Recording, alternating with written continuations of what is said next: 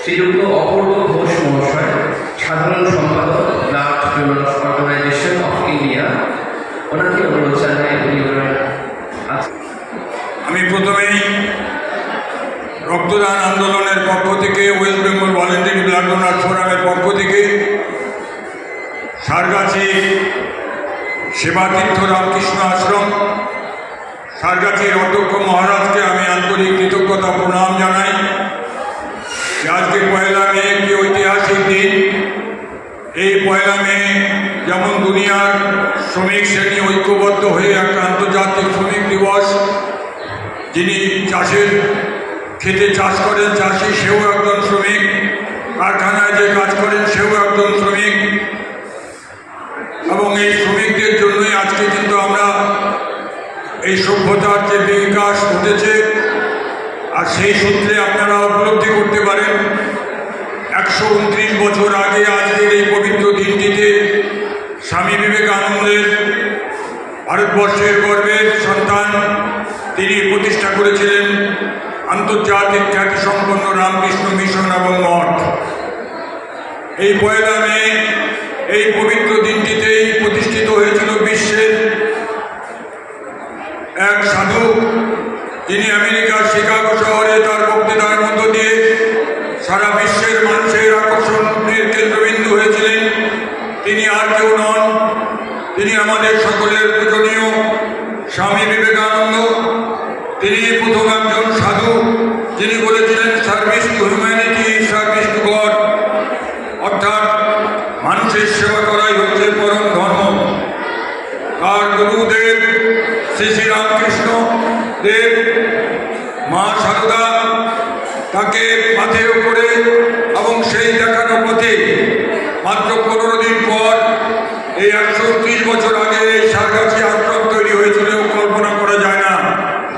129 বছর আগে যে আশ্রমটি এই অঞ্চলের মানুষের শিক্ষার প্রসারকে প্রসারিত করবার জন্য, এই মানুষের অঞ্চলের মানুষের ধর্মের বেশে মোহকে প্রশ্রয় না দেওয়ার জন্য, মানুষের শিক্ষাকে আরো বেশি করে শিক্ষিত করে তোলার মধ্য দিয়ে আমাদের জেলার অতিরিক্ত মুখ্য স্বাস্থ্য অধিকর্তা বললেন যে এখনো 70% মা সন্তান প্রসব করেন, তাদের রক্তাল্পতা কম। তাই জীবনের 72টা বছর আমি কাটিয়েছি রক্তদান আন্দোলনের মধ্য দিয়ে।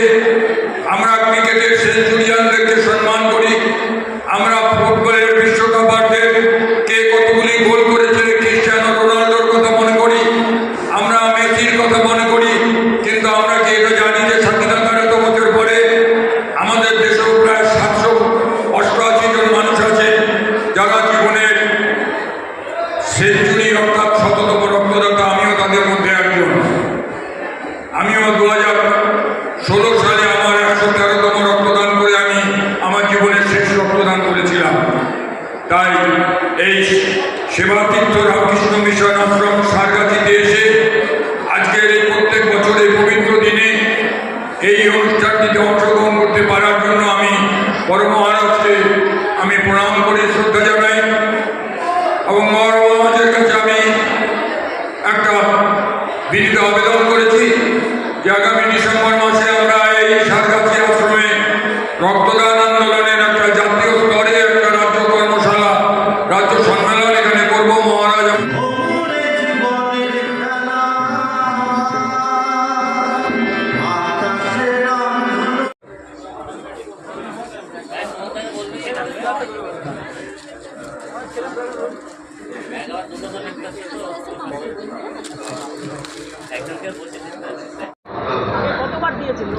একবার দিয়েছি, এটা নিয়ে দ্বিতীয়বার। ভালো লাগছে না, কি বলছেন? নতুন জেনারেশনের জন্য এটাই বলবো, ঠাকুর মা স্বামীজির আদর্শকে বাস্তব জীবনে কাজে লাগানোর এটি একটি প্রধান প্ল্যাটফর্ম। কাজে এই সেবাযজ্ঞে যেন সকলে অংশগ্রহণ করে। আগামী প্রজন্মের যারা নতুন যারা আসবে এখানে, মা তো বলেই গেছেন আগামী দিনে যেই আসবে সবার আশীর্বাদই তার উপর আছে।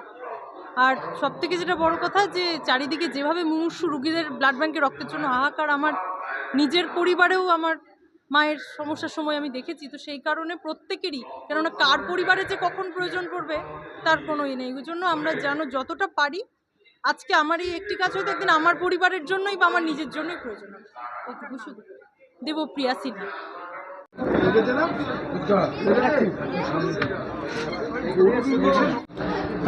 129 বছর আগে রামকৃষ্ণ মিশনের প্রতিষ্ঠা করেছিলেন স্বামী বিবেকানন্দ এই পয়লা মে। এই পয়লা মে এই দিনটির পরেই 17ই মে সারগাছি রামকৃষ্ণ আশ্রমের প্রতিষ্ঠা হয়েছিল শ্রীমৎ স্বামী অখণ্ডানন্দজি মহারাজের উদ্যোগে।